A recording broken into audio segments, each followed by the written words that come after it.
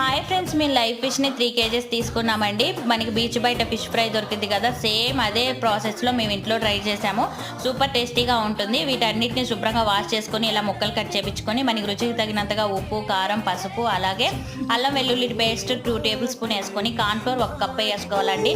మనకి మెయిన్గా కార్న్ఫ్లోర్ వేసుకుంటేనే క్రిస్పీనెస్ అనేది బాగా వస్తుందన్నమాట. బియ్యం పిండి అంతగా రాదు.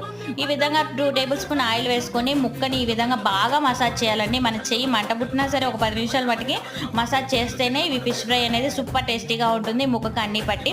ఆ తర్వాత మేము బయట కట్టెలు పోయి పెట్టుకొని ఆయిల్ పెట్టుకొని బాగా ఆయిల్ హీట్ ఎక్కిన తర్వాతే మనం ముక్కలు వేసుకోవాలి. అప్పుడే మనకి ఫిష్ అనేది ఆయిల్ పీలవకుండా మంచి క్రిస్పీగా ఉంటుందన్నమాట.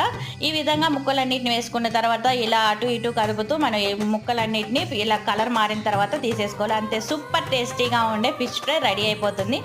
చాలా చాలా టేస్టీగా ఉందండి. ఈ విధంగా మీరు కూడా ఒకసారి ట్రై చేసి చూడండి.